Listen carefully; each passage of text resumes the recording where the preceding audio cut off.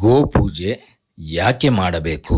ಸನಾತನ ಧರ್ಮದಲ್ಲಿ ಪೂಜೆ ಮಾಡುವ ಹಿಂದಿನ ತತ್ವವೆಂದರೆ, ಸನಾತನ ಧರ್ಮದಲ್ಲಿ ಮನುಷ್ಯನು ತನಗಿಂತ ಉನ್ನತ ಶಕ್ತಿಯನ್ನ ಪೂಜೆ ಮಾಡುತ್ತಾನೆ. ಪೂಜೆ ಮಾಡುವಾಗ ಪೂಜೆ ಮಾಡುವ ಶಕ್ತಿಯನ್ನ ಹೃದಯದಿಂದ ಅನುಸಂಧಾನ ಮಾಡುತ್ತಾನೆ. ಆಗ ಉನ್ನತ ಶಕ್ತಿಯು ಪೂಜಿಸುವವನ ಜೀವಕ್ಕೆ ಹರಿದು ಬಂದು ಮನುಷ್ಯನು ಉನ್ನತ ಸ್ಥಿತಿಯನ್ನ ತಲುಪುತ್ತಾನೆ. ಇದರಿಂದ ಅವನ ಜೀವನ ಸ್ಥಿತಿ ಹಿಂದಿಗಿಂತ ಉತ್ತಮಗೊಳ್ಳುತ್ತದೆ.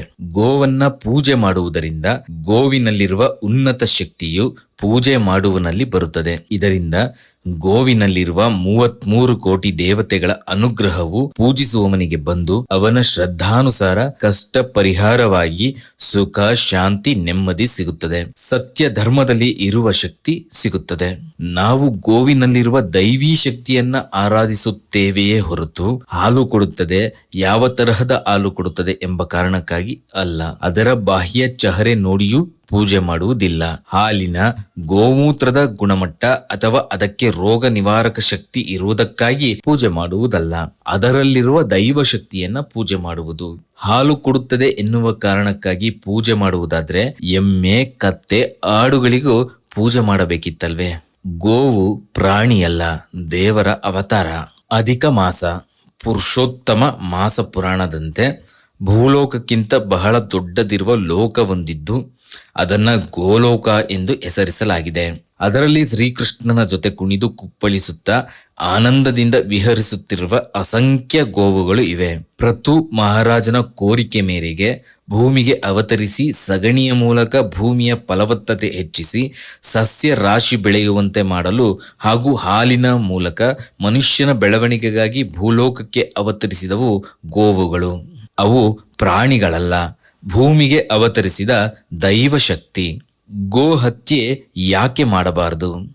ಕೇವಲ ಪ್ರಾಣಿ ದಯೆ, ಜೀವ ದಯೆಯ ಕಾರಣಕ್ಕಾಗಿ ಸನಾತನ ಧರ್ಮದಲ್ಲಿ ಗೋ ಹತ್ಯೆ ನಿಷೇಧ ಮಾಡಿದ್ದಲ್ಲ.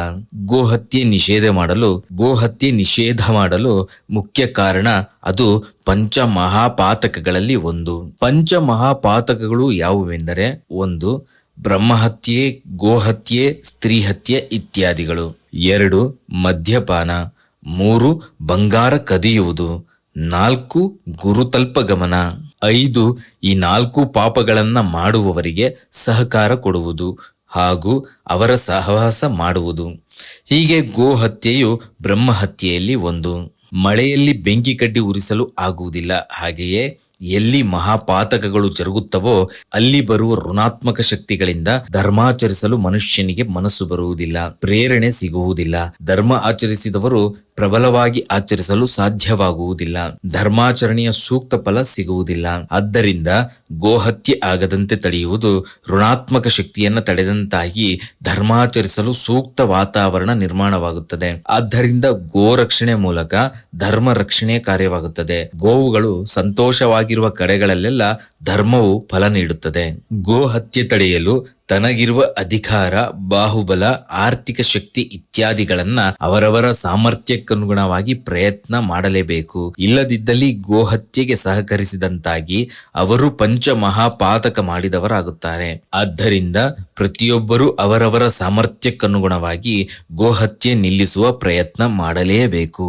ಈ ಮೇಲಿನ ವಿಚಾರಗಳು ಇಡೀ ಗೋವಂಶಕ್ಕೆ ಅಂದರೆ ದನ, ಹೋರಿ, ಕರುಗಳಿಗೆ ಅನ್ವಯವಾಗುವಂತಹ ವಿಚಾರವಾಗಿದೆ. ಅಂದರೆ ಎಲ್ಲ ತರದ ಗೋವಂಶವು ಪೂಜನೀಯವಾಗಿ ಪೂಜೆಗೆ ಅರ್ಹವಾಗಿದೆ. ಗೋಪೂಜೆ ನಿತ್ಯವೂ ಮಾಡಬಹುದು.